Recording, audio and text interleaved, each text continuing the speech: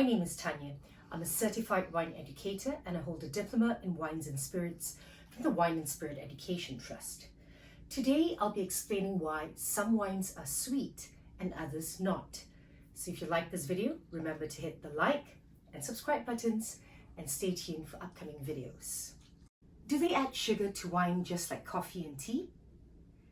In the case of sweet wines, they can be produced through various methods, and they can be still, sparkling, or even fortified.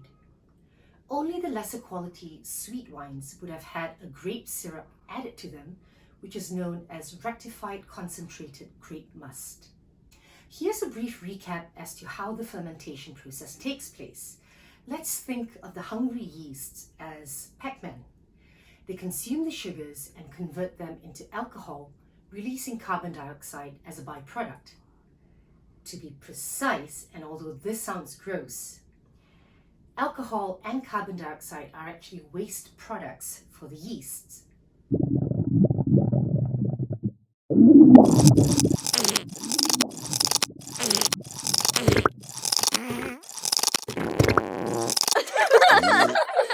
Oh my goodness.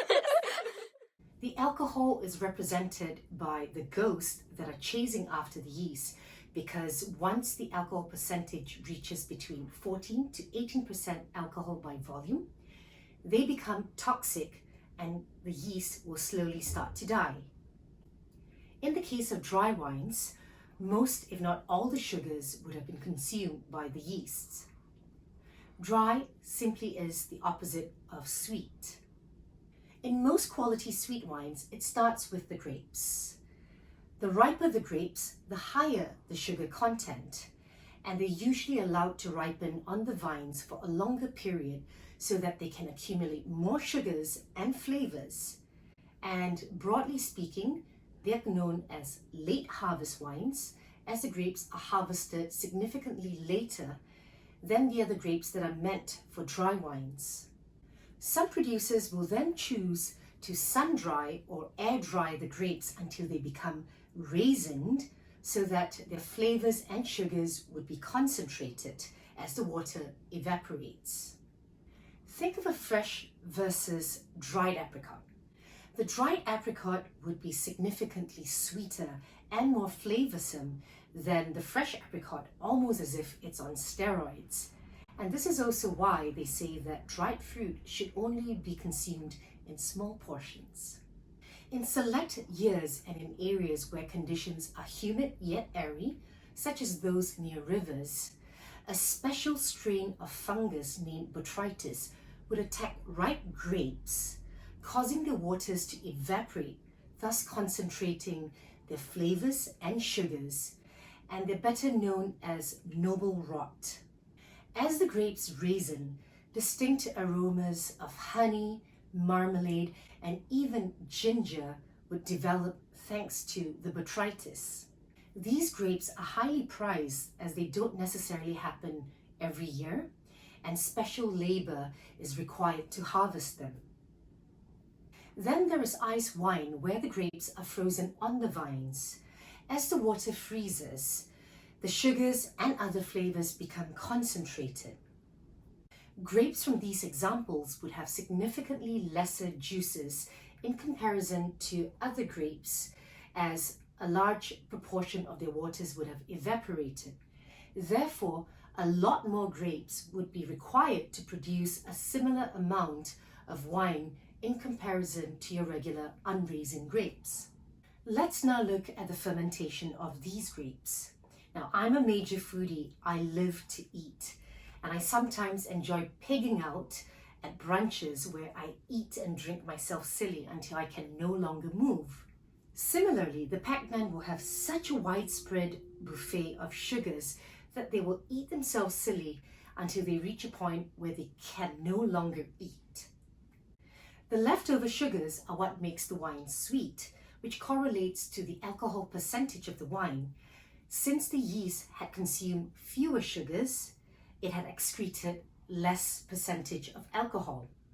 The wine is then chilled to cause the yeast to hibernate, almost like a bear in winter, or sulfur dioxide is added, which serves as a natural preservative in wines, which kills the yeasts. The yeasts are then filtered out to prevent any further fermentations, as they may not have died and may simply be lying dormant. Another variation of production is where the fermentation process is interrupted whilst the hungry yeasts are still consuming the sugars. Picture this: you're in the middle of dinner and a work emergency crops up. Similarly with the yeasts, some producers may decide that the desired sugar levels have been achieved and it is now time to stop the activities of the yeasts. This can be done in several ways. One would be adding a distilled spirit, which would increase the alcohol percentage, thus making it toxic for the yeast, killing them off slowly. And just like the previous example, we can also cause the yeast to hibernate by chilling the wine or by adding sulfur dioxide to kill off the yeasts.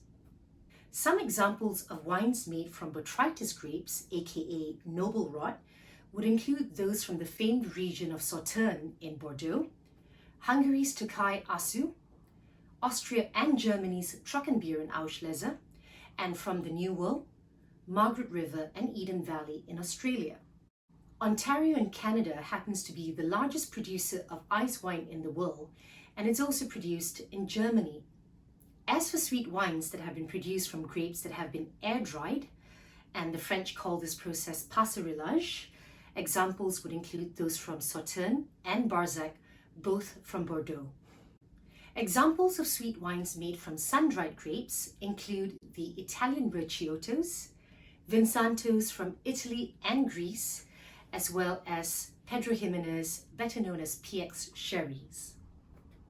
Here's our fun fact for the day. All sweet wines are served chilled so as to preserve their freshness and feature their acidity.